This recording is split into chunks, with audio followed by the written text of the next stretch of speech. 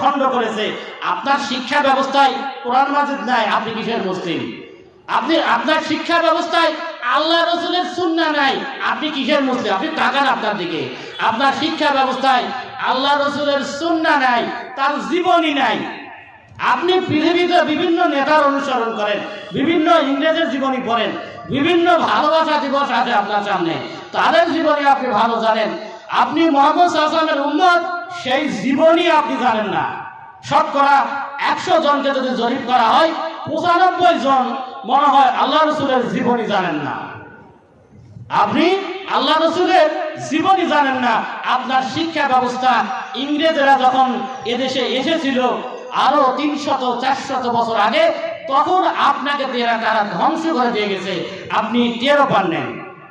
আপনি টেরও পাননি। বলছিলাম আলেম সমাজ আজ বিভিন্নভাবে বিব্রত। এর কারণ কি? আমরা যেমন অন্য জাতিকে নিয়ে রিসার্চ করি না, তারা আমাদেরকে নিয়ে রিসার্চ করে। কেমনে করে শোনেন। এখন আমেরিকায় ক্যালিফোর্নিয়ায় একটা গ্রন্থাগার আছে। আমেরিকায় ক্যালিফোর্নিয়ায় একটা গ্রন্থাগার আছে। লস অ্যাঞ্জেলস পুড়ে গেল না, এটা হচ্ছে আল্লাহর আযাব। এটা হচ্ছে আল্লাহর আযাব। তাদেরকেও হালকা দেখা হয়েছে। তাদের কাছে অনেক মিসাইল ছিল, অনেক ক্ষেপণাস্ত্র ছিল, কিন্তু তারা বিভিন্ন বিমান থেকে পানি ছিটে কিচ্ছু করে আগুন নিভাইতে পারেনি। তো এখানে একটা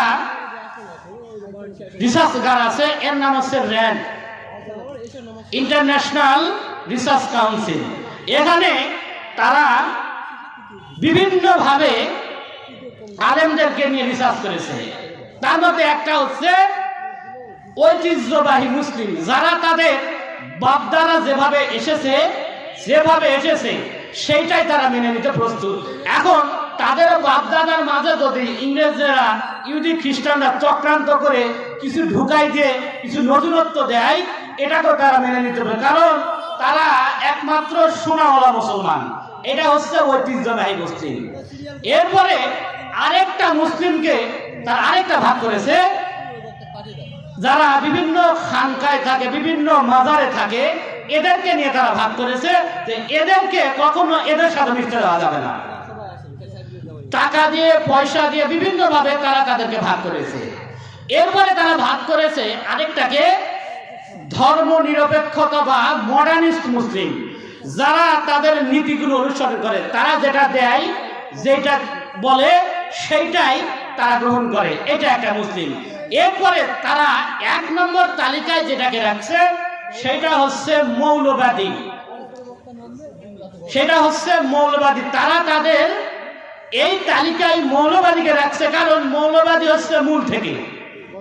আর এই মৌলবাদীর বৈশিষ্ট্য হচ্ছে তারা তাদের সামাজিক জীবনে, পারিবারিক জীবনে, রাষ্ট্রীয় জীবনে, এক কথায় পৃথিবীর যে প্রান্তেই এই মৌলবাদীরা আছে, তারা ইসলামের সুশীতল যে ব্যবস্থা, কোরআন সুন্নাহর যে ব্যবস্থা, এটাকে তারা বাস্তবায়নের জন্য নিজের জীবনকেও বিলে দিতে প্রস্তুত। বলেন সুবহানাল্লাহ।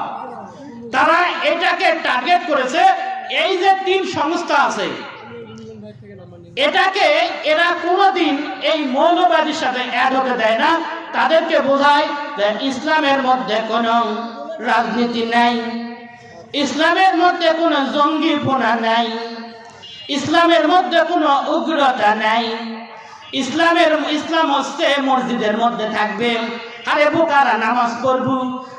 ইসলাম হচ্ছে মসজিদের মধ্যেই, এর বাইরে যাইতে পারে না।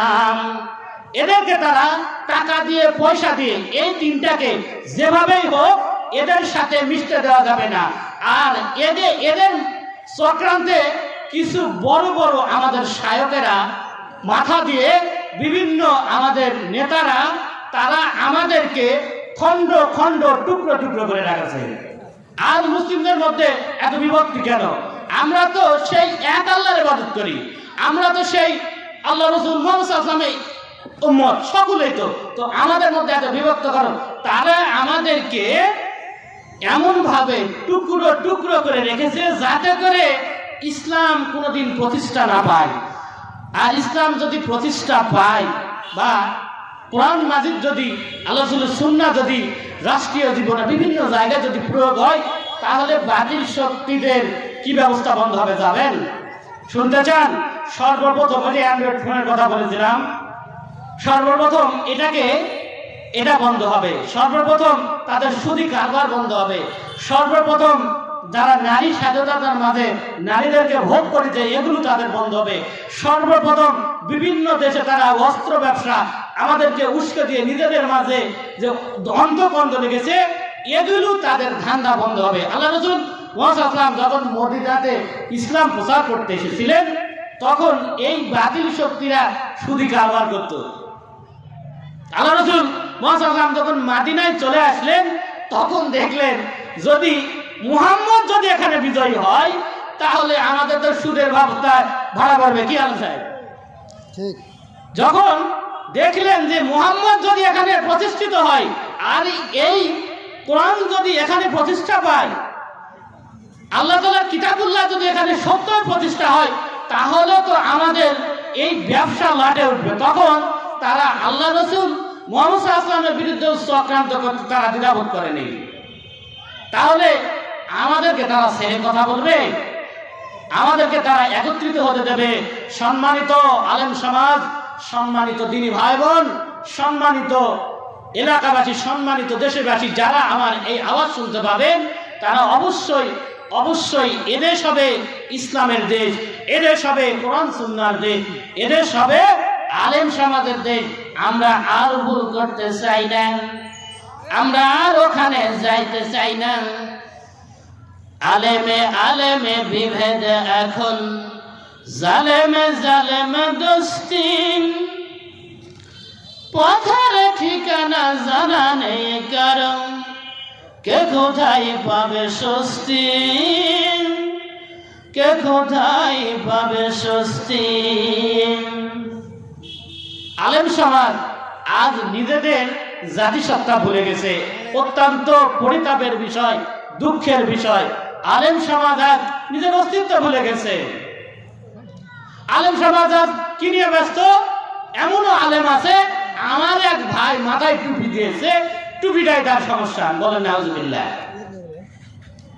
আমার এক ভাই টুপি দিয়েছে, আমার এক ভাই আর কিছু পায় না, আমার এক ভাই মুছ নয় কাটছে, দেখা যাচ্ছে সে ব্লেড দিয়ে কাটছে, এটা তার সমস্যা। আমার এক ভাই টুপি পরেছে, এখন এই টুপিতে ভুল করে। বলেন নাউজুবিল্লাহ। আমার এক ভাই জুরে আমিন বলে, এটা তার সমস্যা। আমার এক ভাই আসতে বলে, এটা তার সমস্যা। এগুলো হচ্ছে মুস্তাহাব পর্যায়ে আমল। আমার এক ভাই পায়ে পা লাগায়, আমার এক ভাই পায়ে লাগায় না। এখানে আমার সমস্যা কোথায়? দিন আজ মিটিয়ে গেছে, ইসলাম আজ সমাজ থেকে হারিয়ে গেছে, ইসলাম আজ রাষ্ট্র থেকে হারিয়ে গেছে। এগুলো নিয়ে আমার মাথা ব্যথা নাই। আমার সমস্যা কে আপনার কবরস্থানকে দোয়া করছে, কে করছে না, এগুলো নিয়ে মাথা ফাটাফাটি। এগুলো নিয়ে আজ আমাদের মধ্যে অন্তর্কন্দল। আর ইহুদি খ্রিস্টানগুলো তো চাই এগুলোর মধ্যে আমরা আমাদের মধ্যে ফাইটিং করি আর তারা আনন্দ করুক, মজা করুক। প্রয়োজনে আপনাকে টাকা দেবে তারা, প্রয়োজনে আপনাকে লক্ষ লক্ষ কোটি কোটি